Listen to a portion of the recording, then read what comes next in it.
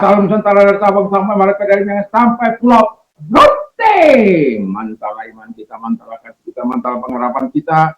Tentunya dalam Yesus Kristus menjadi Tuhan dan Juru Selamat kita dan Juru Selamat. Ya. Jangan katakan bahwa Tuhan, jangan katakan pula bahwa Tuhan Juru Selamat, dia adalah Tuhan, dia adalah Juru Selamat. Kalau kau percaya kepada selamat, kalau tidak percaya kau dia. Dan 29:36.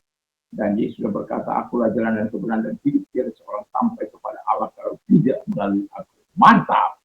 Dan juga Yesus mengatakan, Petrus mengatakan dalam 4 ayat 12, dan keselamatan tidak dalam siapapun juga selain di dalam Dia ini. Karena di bawah kolong langit ini tidak ada nama lain yang diberikan kepada manusia yang olehnya kita diselamatkan. Haleluya. Dan Yohanes 3 ayat 6 berkata, karena begitu besar kasih Allah akan dunia ini, sehingga ia mengaruniakan anaknya yang tunggal supaya setiap orang percaya kepadanya tidak binasa melainkan beroleh hidup yang kekal. Haleluya. Puji nama Tuhan. Dengan hati percaya dan dibenarkan dan dengan mulut mengaku dan diselamatkan. Kiranya Tuhan Yesus memberkati kita. Roma 9, Aroma 10 ayat 9 dan 10. Puji nama Tuhan, masih dalam suasana tahun baru, saya mengucapkan tahun baru di hari kedua ini. Kiranya Tuhan terus memberkati kita untuk tetap hidup dalam perkenan Allah, dan saat ini saya menyoroti sifat-sifat hidup orang benar yang tentunya menjadi harapan bagi seorang pembicara adalah bagaimana pesan itu sampai ke dalam relung hati yang paling dalam kepada setiap pendengarnya. Kiranya Tuhan untuk menolong kita untuk tetap hidup memiliki sifat-sifat yang benar. Sebelumnya kiranya Tuhan yang Maha Kuat itu akan terus menyertai kita, dan saya tetap berdoa kekuatan Tuhan, kekuatan Tuhan, kekuatan Roh Kudus, kekuatan doa, kekuatan iman akan terus menyertai kita dalam perjalanan di tahun baru ini.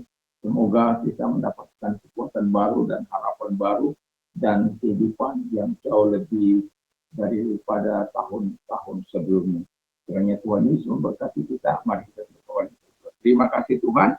Kiranya Tuhan menolong kami untuk hidup sesuai dengan nilai-nilai kebenaran, untuk hidup sebagai orang benar. Dalam nama Yesus. Amin.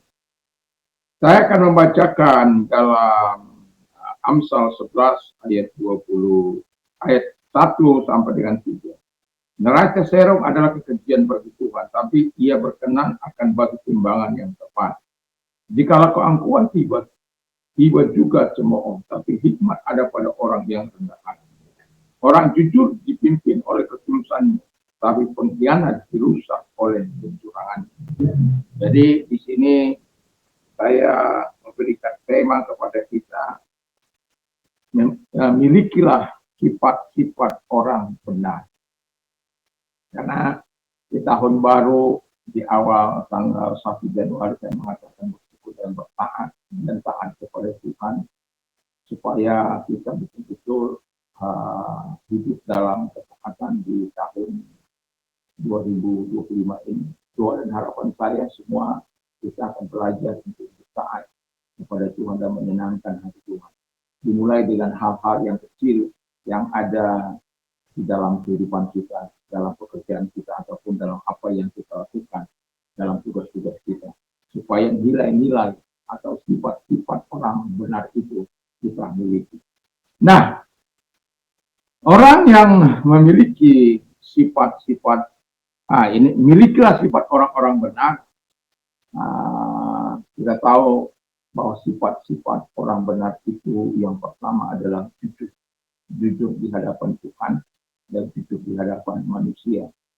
Kita tahu bagaimana Ayub yang hidup dengan jujur, dan pembacaan tadi kita jelas mengatakan kepada kita bahwa kecurangan itu menjadi kebencian bagi Tuhan. Dan kita lihat bagaimana Ayub yang jujur, menjauhi yang jahat, takut akan Tuhan, hidup saleh, dan dia melakukan apa yang berkenan di hadapan Tuhan, sehingga Allah membuat dia menjadi orang yang cukup ternama, terkenal, dan terkaya. Dan itu semua karena sifat-sifat yang dia miliki. Nah, jadi kalau kita jujur, dikatakan oleh Alkitab dalam Imamat 19 ayat 35, dan jangan berbuat curang dalam peradilan, ya. Kan ada banyak kecurangan dalam peradilan. Sebenarnya itu adalah benteng terakhir manusia untuk meminta keadilan. Tapi kadang-kala di peradilan itu juga tidak ada keadilan. Orang triliunan, ratusan triliun mengembat uang negara, tapi hanya diponis oleh 6,5 tahun. Itu sesuatu yang tidak adil, tidak fair. Kita tidak tahu sedang apa yang terjadi. Tapi kalau itu terjadi, maka tidak ada efek jerah bagi orang-orang yang akan melakukan, yang memiliki kekuasaan untuk mengambil uang negara ini. Karena apa? Hukumannya terlalu ringan.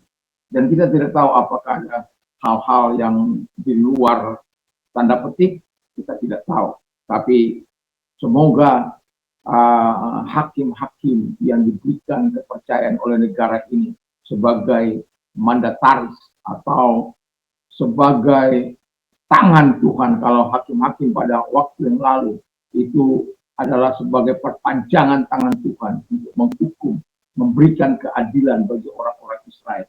Tapi kalau hakim-hakim sekarang ada banyak yang terjerembab, karena firman Allah katakan jujur, jujur dalam peradilan, jujur dalam memberikan timbangan. Pedagang-pedagang, ingat, timbangan yang jujur itu harus kita pertahankan. Dan kepada orang-orang yang memberikan ukuran, ya, yang mengukur jalan raya mungkin harus sekian senti dan lain sebagainya, dan juga menyukat. Kadang-kala kalau orang di kampung itu, kadang-kala ditakar itu, takarnya dinaikkan dari pantatnya gitu. Lalu dipres dengan kayu, ya begitulah. Dan kita mengatakan supaya kita jujur. Yang kedua kata firman Allah ialah supaya kita rendah hati. Orang yang rendah hati itu, kata firman Allah dalam Amsal 16 ayat 18-19, adalah kecongkakan mendahului kehancuran, dan rendah hati kecongkakan mendahului kehancuran, dan tinggi hati mendahului kejatuhan. Jadi kalau orang-orang congkak, orang-orang tinggi hati, itu akan menghancurkan dirinya sendiri. Saya mengenal orang yang sangat congkak dan begitu luar biasa. Tiba-tiba setelah itu apa yang terjadi dalam dirinya, dan KPK menangkap dia karena kecongkakan dan kesombongan. Apa yang dia miliki ternyata hanya hati-hati dari segala hal yang tidak menyenangkan. Dan itu tidak perlu kita miliki dalam hati kita. Kita tidak perlu pamer dengan segala kekayaan yang ada, hidup dalam kesederhanaan dengan segala apa yang ada, yang memang itu menurut apa kemampuan kita, ya itu sesuai dengan. Jangan memaksakan diri dengan mengambil uang yang bukan uang kita. Lalu kemudian kata firman Allah, orang yang rendah hati itu, makanya dikatakan Allah menentang orang yang congkak, tapi mengasihani orang yang rendah hati. Dan itu sebabnya Alkitab mengatakan, rendahkanlah dirimu di tangan Tuhan yang kuat itu, supaya ia meninggikan engkau pada waktunya, dalam 1 Tesalonika ayat 6 dan ayat 5b sampai 6. Jadi Tuhan mau meninggikan, dan Tuhan sangat mau melakukan yang terbaik bagi orang-orang yang rendah hati. Sebabnya Tuhan akan menolong kita untuk melakukan yang terbaik dalam kehidupan ini. Dan yang ketiga adalah tulus hati. Jadi kalau orang yang tulus hati itu, Daud itu orang yang tulus hati. Ketika dia dipercayakan sebagai pemimpin, dia mengembalakan dengan baik. Dia mengembalakan dengan kecakapannya. Tapi bukan dengan kecakapan itu dia menghancurkan negaranya, bukan. Bukan dengan kepercayaan sebagai raja dia menghancurkan negerinya, tidak. Tapi justru dia terkenal raja yang baik. Walaupun ada sana sini kesalahan tentang wanita, tetapi dia tetap melakukan yang terbaik dalam hidup. Ada pernah kesalahan, tetapi ketika ditegur, dia insaf dan sadar, ya. Dan itu orang yang accountable di hadapan Tuhan. Dan yang terakhir adalah orang yang tulus hati itu orang yang akan memandang wajah Tuhan. Mazmur 73 ayat 1 dikatakan Allah itu baik bagi yang tulus hati. Haleluya. Semoga kita mau memilih hidup tulus hati di hadapan Tuhan, di hadapan manusia. Dan yang terakhir adalah murah hati. Di ayat 17 bagian Amsal 11 tadi. Kita sebenarnya ketika kita murah hati, kita menolong diri kita sendiri. Ketika kita memberkati orang lain, kita sedang memberkati diri kita sendiri. Karena apa? Kita sedang melakukan sesuatu yang Tuhan perintahkan. Dan ketika Tuhan kita melakukan sesuatu yang Tuhan perintahkan, Tuhan yang akan membalaskan.